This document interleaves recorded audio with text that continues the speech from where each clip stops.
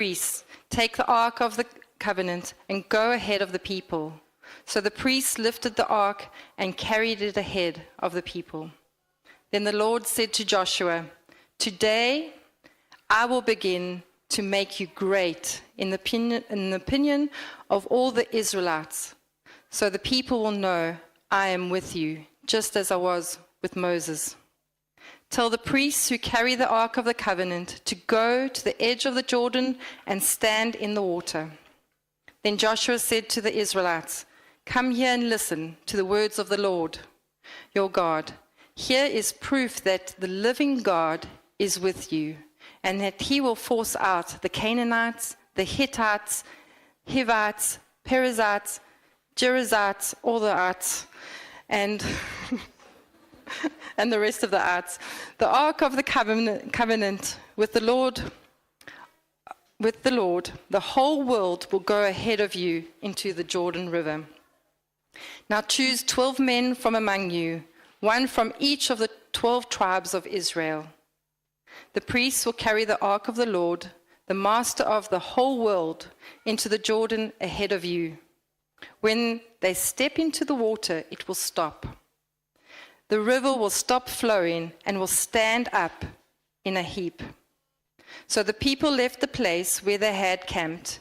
They followed the priests who carried the ark of the covenant across the Jordan River. During the harvest, the Jordan overflows its banks. When the priests carrying the ark came to the edge of the river and stepped into the water upstream stopped flowing. It stood up in a heap, a great distance away at Adam, the town near Zarethan. The water flowing down to the Sea of Arabah was completely cut off.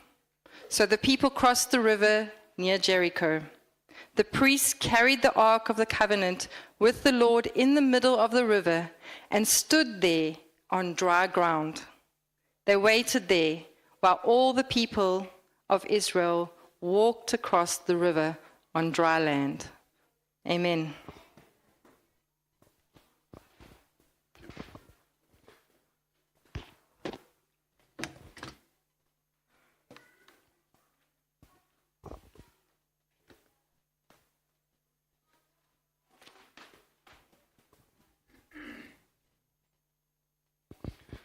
We've done a lot of praying, but we're going to pray again as we bring the word before the Lord. Lord, we just trust you that tonight, by the Holy Spirit, that which I bring this evening will be anointed by you for such a season as now. We bless you. We thank you for all the wonderful celebrations so far. We thank you for what is still to come. But we bless you, Lord, that we can come around your word and be filled by your Spirit, because that is what makes a difference within our lives. That's what brings transformation. And we bless your holy name for that, in Jesus' name. And all of you said, amen? Amen. The journey begins back in the 70s, the 1970s, with a short little Irish lady that was living in South Africa. Her name was Joyce. Joyce made friends with my mother and father, but it was on the basis of an insurance that she was wanting to sell to my dad in his business, and she made friends with my mom, and they got speaking, and along the friendship line, Joyce became a Christ follower. She trusted in God, and she had a changed, transformed life, and she shared that with my mom.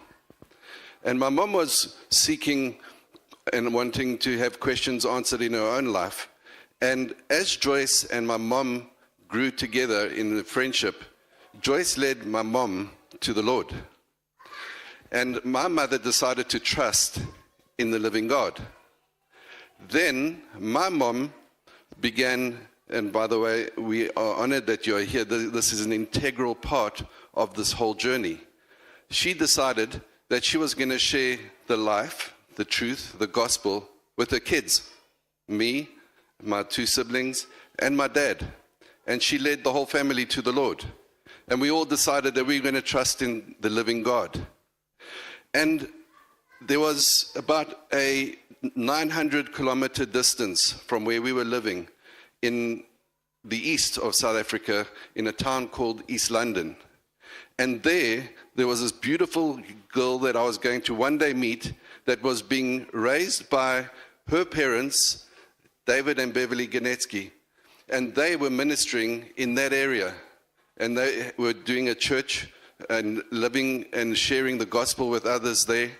And in them trusting in the Lord, they led their whole family to the Lord. And so the journey continues that eventually Cindy and I connect in Cape Town when we were busy studying together at Bible College. At that point, we decided that the journey is going to bring us together. We got married and we began a life, and we had 3 children.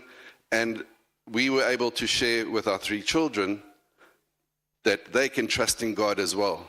And in the process of them trusting, they were able to come to the Lord, and we have been journeying together as a family in trusting God in all things. And it came to a point where in our ministry life, we ministered at various points, and then we came to the place where we are with you this evening. And you have trusted the Lord for us to join you. And that is also the fact that your trust, not in me, because I'm just like you, we are in Christ, and it's Christ that we are trusting in. But because of that, we are here together. Our lives have journeyed and crossed at this point in River Life Church. And the beautiful thing is that each and every single one of you here tonight have come because you have trusted in God in your own way. Perhaps you are still learning to trust in God, but for those of you who are spiritually mature in the Lord, you have already trusted, and you have impacted and affected many people's lives. And our journeys have joined together here this evening. Amen. Is that not a beautiful thing? But what is the source? What is the source of this trust? What is the source of all of this happening?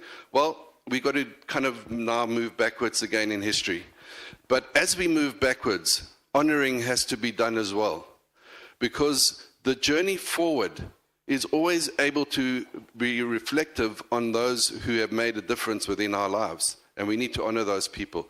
So this evening, I want to honor each and every single one of you this evening here. Each and every single one of you. Young and also to the older ones. I honor you, Cindy honors you, and most importantly, the Lord honors you. Your journey has been long, but you have been a faithful church. What we have seen and what we have heard from the stories, from the leadership here, as the leadership has led this church, you have been a part of that.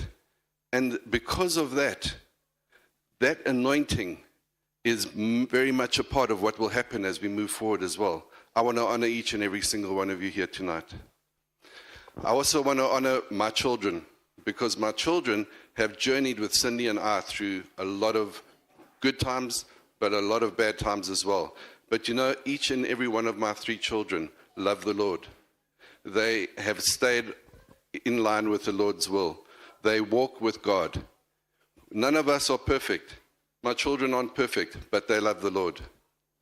So I honor them. I honor Eden, I honor Benjamin, and I honor Joel as well. They have started their lives, but because of trust, I honor them as well. They believed that the Lord is in control of their lives. The source is what we're wanting to track back into. Then I also want to honor my mother and father-in-law in South Africa, David and Beverly. I want to thank you tonight for what you've done in raising up Cindy to be my wife. You gave birth to a beautiful woman that has now become my wife, and she has supported me in everything. That's all because you trusted in the Lord for your family. We did ministry together. I thank you for those times as well. And most of all, I honor you for all the work that you have invested into thousands of people's lives, sharing the gospel and the truth. I honor you tonight as well.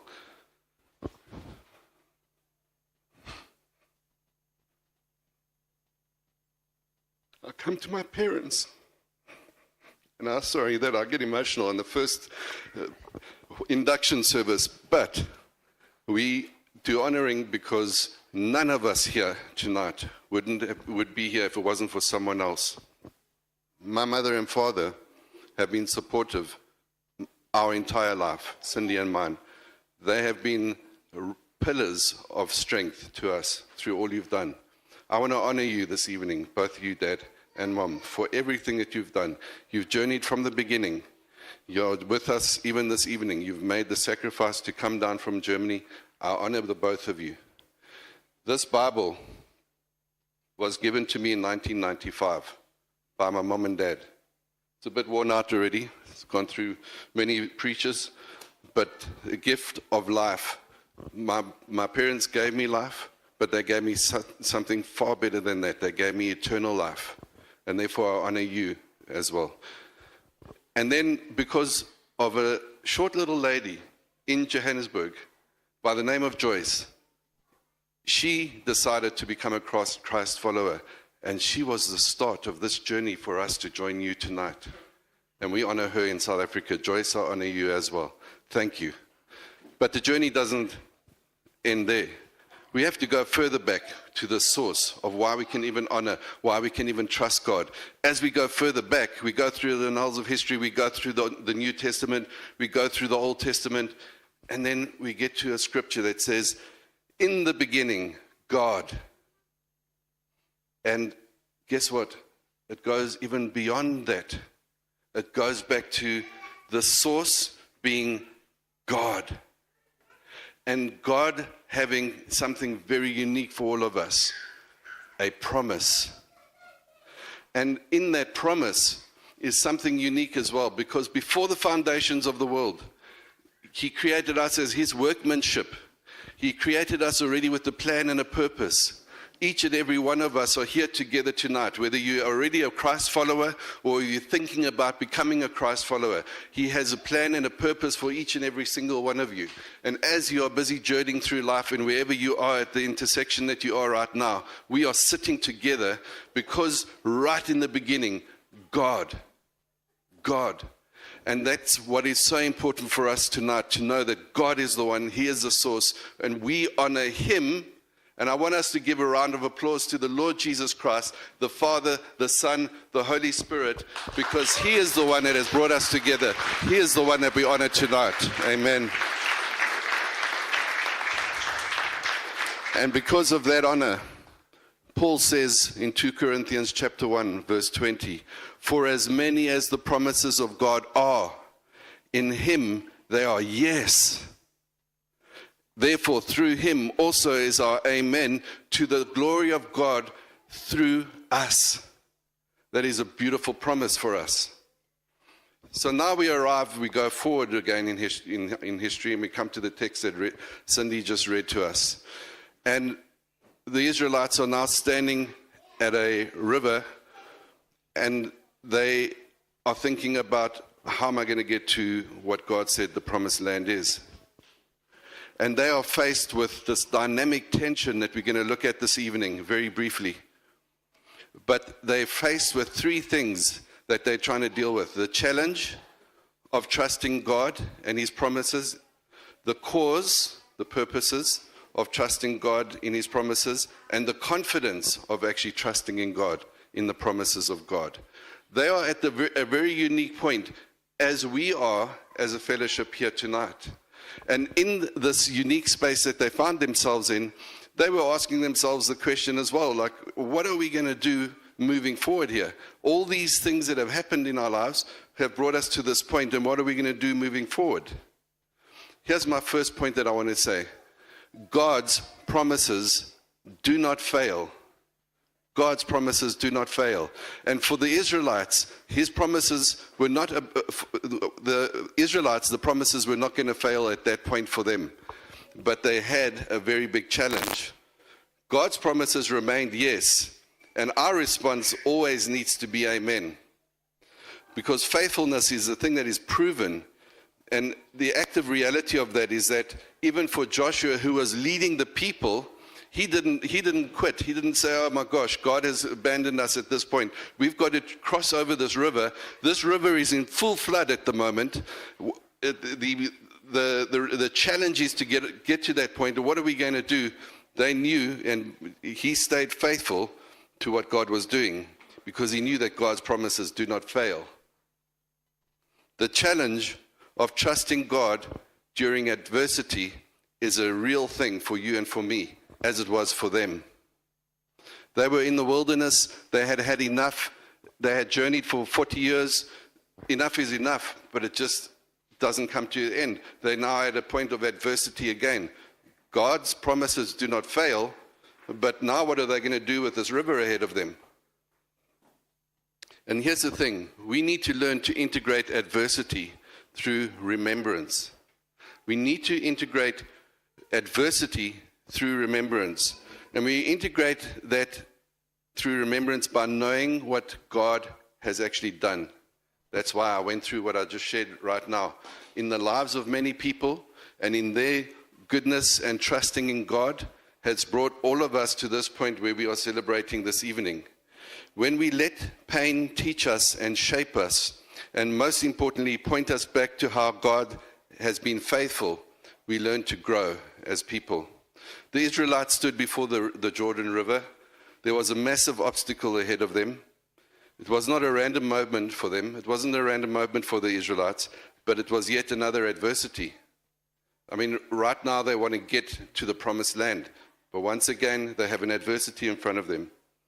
Rather, it was also the fact that it wasn't a random moment of yet another adversity. Rather, it was an integration of all the adversities before. Because now this river is in flood and it is massive and they want to get it done with, and they hit once again this adversity.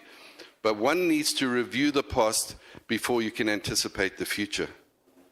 One needs to review the past before you can anticipate the future. Because often the future looks too overwhelming. And we sometimes need to look back at the hand of God over our lives to that very point.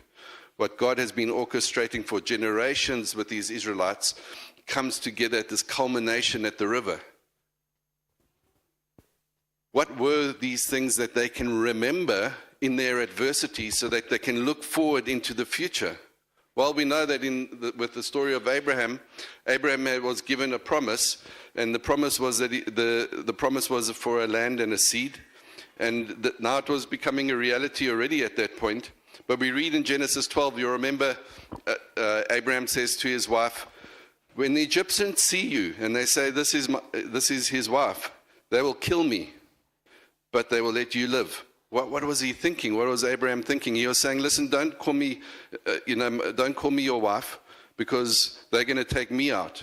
What was he thinking? He knew the promise, so he was trying to make his way happen so that he could save the solution, but to save his wife, to save the promise that God had given him. But the reality is that God had made his way, and God would continue to make his way. But he had to the Israelites had to look back at what Abraham did, and in that process also see that God's hand was there. The Old Testament focuses on the land, and the New Testament focuses on the seed. Exactly what Abraham was promised. And Robert James Utley puts it in this way. In the Old Testament, the land of Palestine was given as a tribal inheritance to all the children of Jacob, except the Levites, because they served God in a unique role. God himself was said to be their inheritance. That's the Levites. In a sense, all the Old Testament people of God were priests.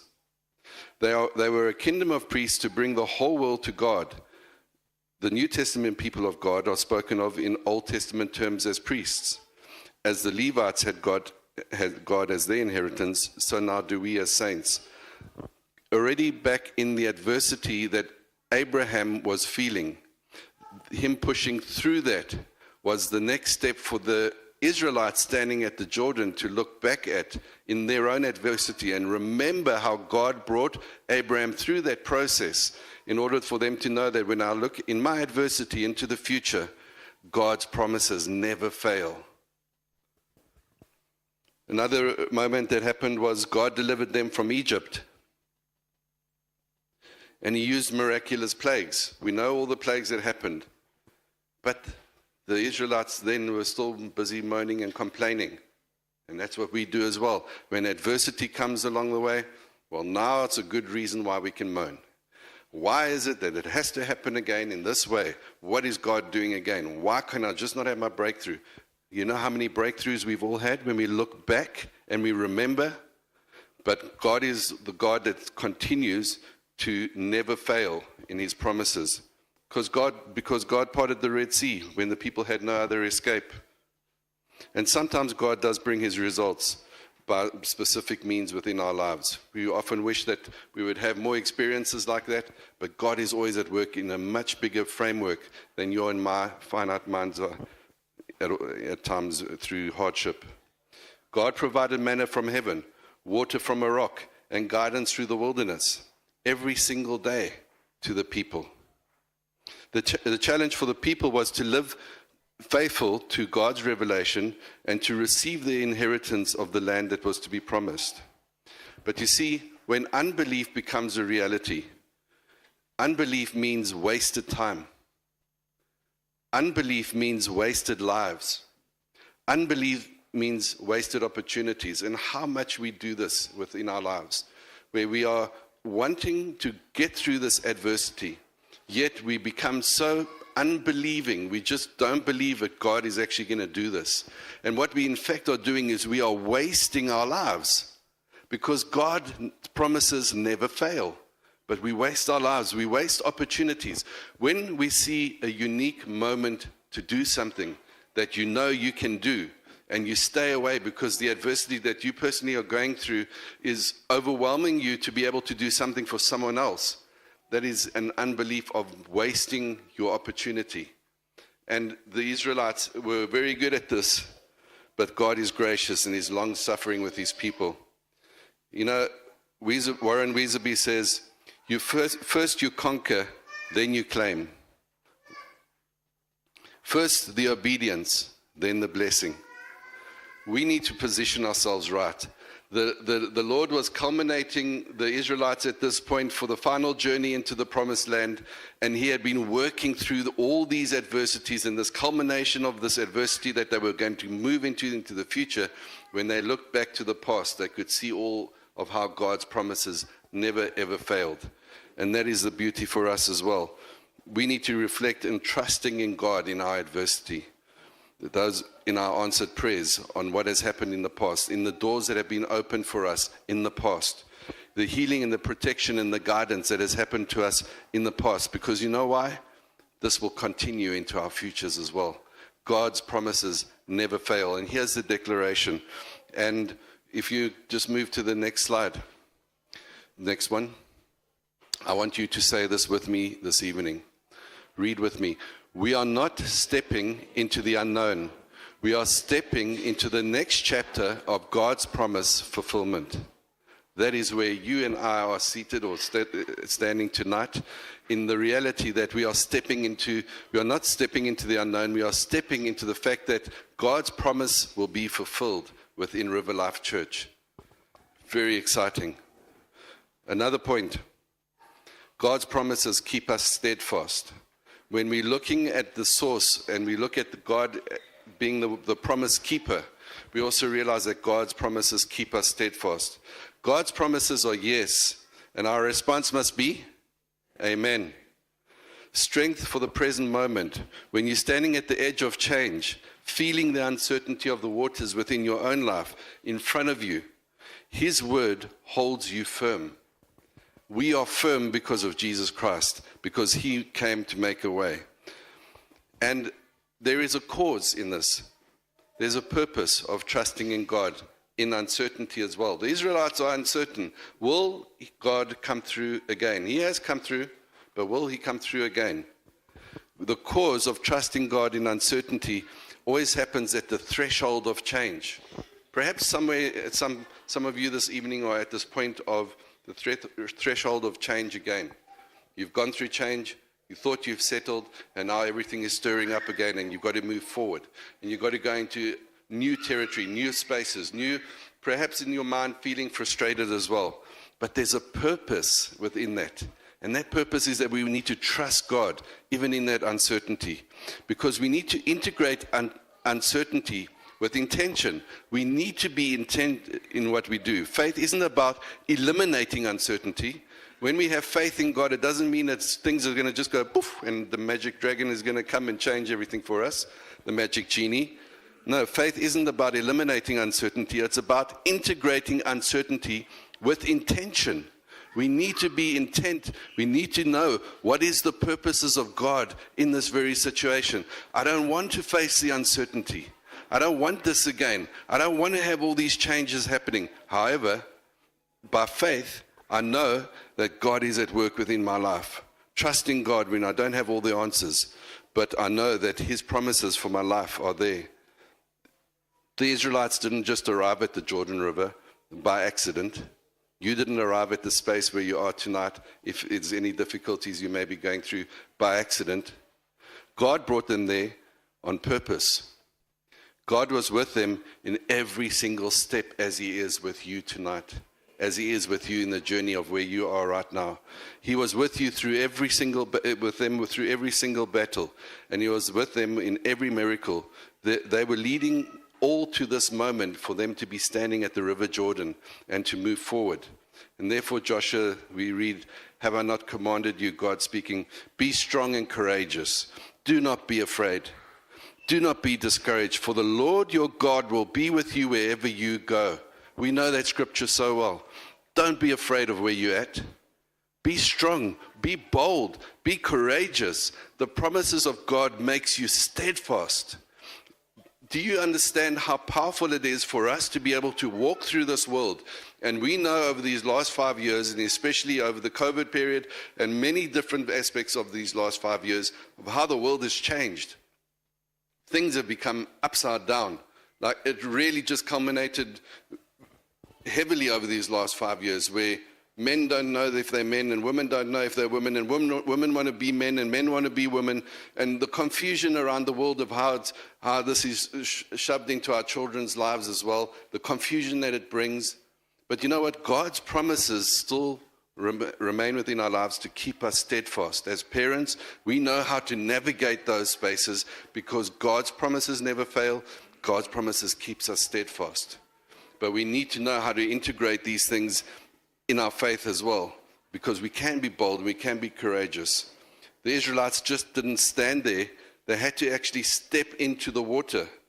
And that's why in Joshua chapter 3 in verse 15 it says, "As soon as the priests who carried the ark reached the Jordan and their feet touched the water's edge, the water from upstream stopped flowing." It was the priests carrying the ark. It is Jesus Christ in our lives with the power of the Holy Spirit, because of the love of the Father for us, that when we step forward into the struggle that we are going through, the adversity that we're going through, when we are doing that, not because the priest stepped into the water, but they were carrying the ark and representing that, you and I are the royal priesthood, all of us here tonight in Christ Jesus. When we step into our adversity, the water stops. And it allows us to be able to move forward because God's promises keep us steadfast. Here's the key. The miracle didn't happen until they stepped in. The Israelites had to take a step of action. The river didn't part before they stepped in. The river parted as they stepped in. The river didn't part before they stepped in. The river parted as they stepped in. And faith requires movement. Where is your faith tonight? Where is my faith tonight? Is it in the Lord? Is it in His promises? Faith requires movement. The priests had to lead the way, and the people had to follow together. And today, the church, as a church, this is our moment to step forward together as River Life Church. Amen? 2 Corinthians 1 verse 20, "For as many as the promises of God, in Him they are yes, and therefore also through Him is our amen, to the glory of God through us." God's promises are yes, and our response must be amen. This is not an accident. It's an assignment that we're together. We need to think about why we are here, why I'm here, and also how God has brought us together for this new season of River Life Church. We are going to do this together. We're going to do life together in Christ. God's promises keep us steadfast. The cause or the purpose of trusting God in uncertainty is that we remain with an intent of knowing that we can do this thing together. Let's make another declaration. Is the overhead working? Yeah. Next. That's the one. Let's say it together. This is not just another Sunday. This is the beginning of something new. God has positioned us for such a time as this. We are going to do this together. As the Israelites stepped in, we are stepping in together as well. And we come to the last point this evening, and that is God's promises leads us to greater things. God's promises lead us to greater things. God's promises are yes, and our response must be amen. We need to have a hope about the future. The Israelites didn't just give up. You know, when you look at the story, you kind of focus on Joshua because he's the hero in that story, right? Or you look at the priests carrying the ark as they step in the water, and you think, well, they're the heroes. And we kind of forget about the group of people that were standing with them, the Israelites, the thousands of people that were there as well with them. Each and every single one of them had a purpose and a plan given to them by God, as you and I have here tonight as well. And together, when they stepped in and they stepped through, they were able to do that because they actually still had a hope. Even in our adversity, we still have hope. And we have hope about the future. As much as things may be grim, may be difficult, may be hard, we have a future in Christ Jesus. And I should hear you say amen for that. Amen. They're not just about surviving where you are. They are about stepping securely into what God has already prepared. And this is the reality. The confidence of trusting God for what's ahead is so important for us in the fulfillment of change. As we go through change, you have gone through much change. You're going to go through more change as I lead. And the reality is we are being fulfilled through Christ Jesus and his promises. We need to integrate expectation with something very important. And what is that? We need to integrate expectation with obedience. When we ask God, for example, let your spirit fall upon us. Let us experience your spirit, Lord. Let us become a people that are bonded by the Spirit of God. Let us be filled by his Spirit so that we can go out and reach many nations represented here tonight, even in our own spaces. We need to do that from the perspective of knowing that God is in control, and we need to be obedient.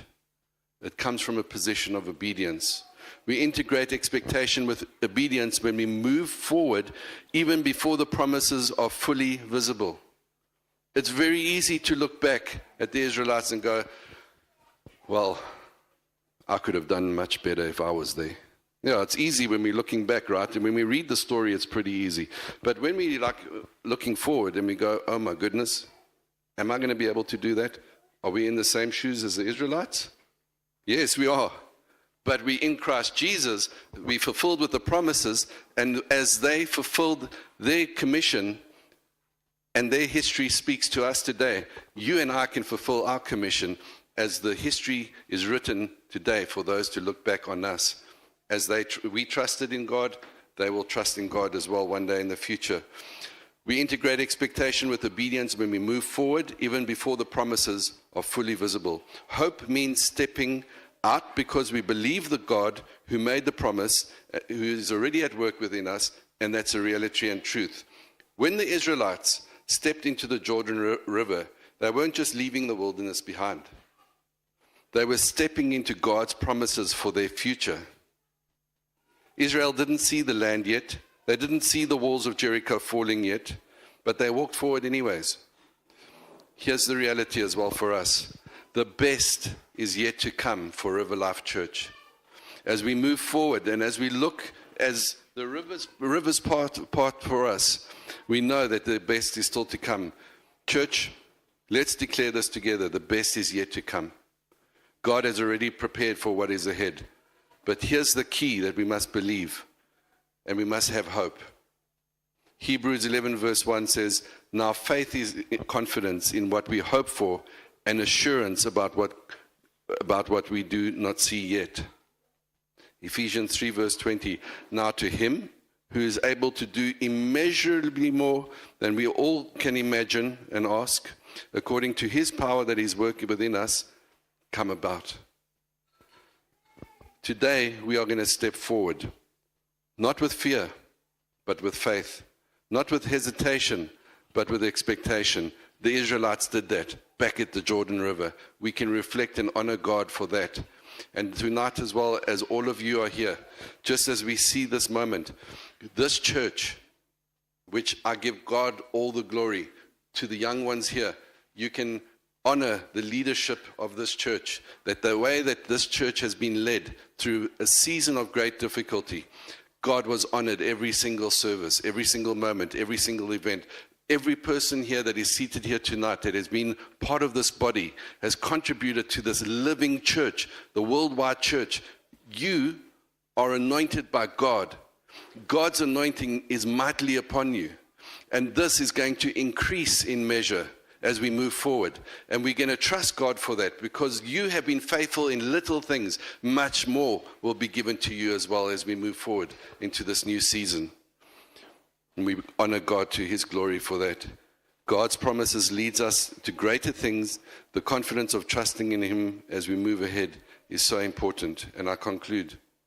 Church, River Life, this is our moment. Like the Israelites standing at the Jordan River, we are standing at the edge of a new season, a new chapter, a new move of God. And that's why we can read in 2 Corinthians, and we can apply this to our lives. For as many are the promises of God, in him they are yes. Therefore also through him is our amen, to the glory of God through us. God's yes is already spoken over River Life Church. Now our response must be amen. Amen to God never failing us.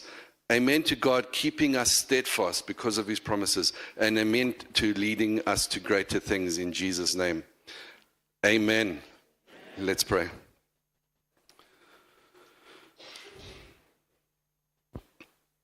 Father, we acknowledge tonight the power that resides in us through the Spirit, because you loved us so much that you sent your Son to this world to unite us back into fellowship with you.